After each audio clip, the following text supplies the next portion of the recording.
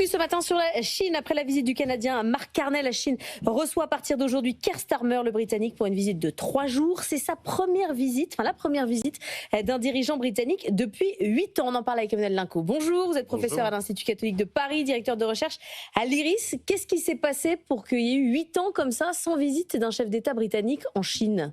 Les relations n'étaient pas bonnes parce qu'il y a eu des questions de piratage, d'espionnage, d'hommes politiques, Boris Johnson notamment, la question des dissidents également à Hong Kong, ancienne colonie britannique, le projet de construction d'une énorme ambassade de Chine à Londres qui posait toutes sortes de problèmes. Bon, bref, ça a pris du temps, mais manifestement, on change de cap.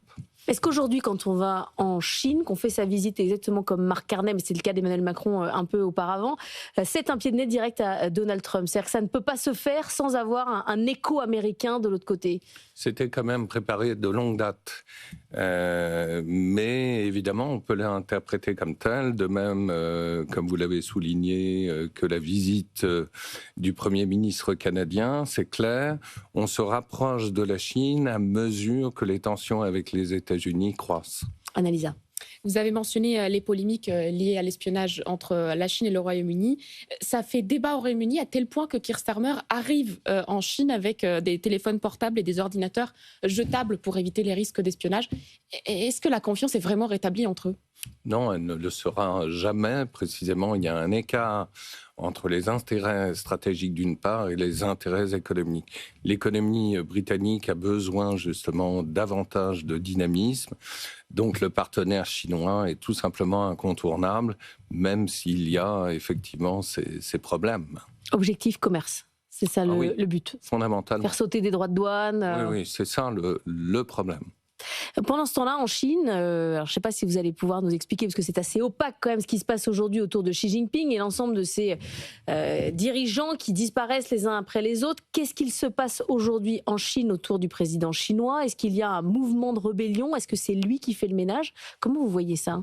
Il y a eu peut-être une tentative de coup d'État à l'encontre de Xi Jinping, émanant pourtant de l'un de ses plus proches lieutenants, entre guillemets, un officier de très haut rang, Zhang Youxia, pardon. Et ce dernier donc, a été limogé, mais beaucoup plus grave, il est accusé d'espionnage. Et donc l'espionnage, ça veut dire forcément collusion d'intérêts avec les Américains. Alors, est-ce une paranoïa ambiante qui s'empare du régime chinois ? Parce que, évidemment, les Chinois suivent de près l'affaire vénézuélienne, l'affaire iranienne, etc.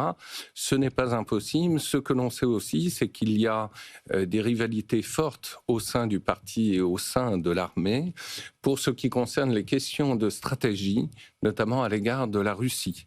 Et en tout cas, cette destitution est quelque part une bonne nouvelle pour Taïwan, qui gagne du temps, sachant que décapiter l'état-major chinois va forcément ralentir des velléités d'invasion sur l'île. Mais vous dites peut-être, on fait des hypothèses parce qu'on ne peut pas vérifier, on ne peut pas être... Pour le moment, non, mais on finira par savoir, bien sûr, de même que ce n'est pas la première fois dans l'histoire du Parti communiste chinois. En 1971, le maréchal Lin Biao avait ourdi un complot contre Mao Tse-tung et celui-ci, s'enfuyant avec un avion, s'est crashé avec son avion sur la Mongolie. Donc ça montre bien en tout cas qu'il y a des rivalités très importantes, des résistances contre Xi Jinping. Et quelque part, c'est dans la continuité de tous les limogeages qui ont commencé dès l'arrivée au pouvoir de Xi Jinping en 2012. Donc voilà, c'est intéressant de voir que le Premier ministre britannique arrive dans un pays... contexte compliqué quand même. Oui, où le contexte est effectivement compliqué et où Xi Jinping est peut-être en perte de légitimité. Annalisa. Il est important de souligner que tous ces limogeages ont lieu dans l'armée chinoise. Donc effectivement, c'est peut-être du volet militaire que Xi Jinping commence à se méfier. Alors, pas seulement, parce que dans un régime dictatorial comme la Chine, le pilier du régime, c'est l'armée. Et donc, quand vous êtes officier de haut rang, vous êtes par définition aussi membre du Parti communiste chinois. Donc c'est très politique. Il y a des logiques de clan, évidemment, qui s'affrontent. Et ce qui est tout à fait nouveau et stupéfiant, c'est que c'est au sein même du clan de Xi Jinping que les limogeages commencent. Donc, est-ce que c'est encore une fois une paranoïa? Est-ce qu'il y avait une crainte tout à fait avérée de renversement de Xi Jinping? L'avenir nous le dira. Il doit y avoir, dans les 2 prochaines années, 2027 ou 2028, une sorte de renouvellement autour de Xi Jinping, même si évidemment on n'est pas sur une question de vote. Ça peut être quelque chose qui stresse le plus haut niveau du pouvoir, où tout est déjà calculé, organisé, et que Xi Jinping n'a pas à craindre pour la suite d'un mandat. Non, il y a fort à parier qu'il sera réélu pour la 4e fois, sauf l'imprévu. Et l'imprévu, c'est notamment la conjoncture internationale. Les Chinois, manifestement, suivent de très près les ingérences américaines partout dans le monde.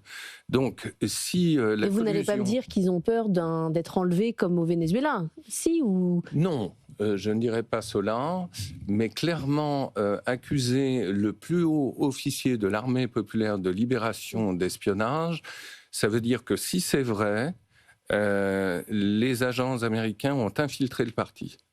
Ah oui, donc si c'est vrai, c'est grave. Si c'est faux, c'est grave aussi. Dans les deux cas. Dans les deux cas. Ouais. Ça montre bien de toute façon qu'il y a une instabilité de fond structurelle. Ah oui, là, ça répond au Venezuela sur les questions d'espionnage autour de Maduro. Bien sûr. Passionnant. Annalisa. Vous avez mentionné Taïwan, la question taïwanaise. On sait que la Chine a en tête la date de 2027 pour une éventuelle attaque sur Taïwan. Et on sait aussi que les puissances régionales commencent à se réorganiser. On a vu un accord de défense entre le Japon et les Philippines pour contrer la Chine justement sur Taïwan. Comment c'est perçu à Pékin ? Très mal, évidemment. C'est-à-dire que de part et d'autre, on se radicalise. Ce qui est intéressant, c'est la position américaine. Il n'y a pas encore si longtemps, on disait Trump assez versatile sur la question taïwanaise ou indécis. Et en fait, il a injecté 11 milliards de dollars de soutien de l'économie d'armement de Taïwan contre la Chine. Donc clairement, il y a des blocs qui sont en train de s'organiser, mais en même temps, la décapitation donc de Zhang Youxia, le chef d'état-major de l'armée populaire de libération, va forcément ralentir le processus d'invasion s'il a été décidé. Vous ne partez pas en guerre sans chef, a priori. Merci beaucoup Emmanuel Linco d'être venu ce matin dans la matinale de l'économie.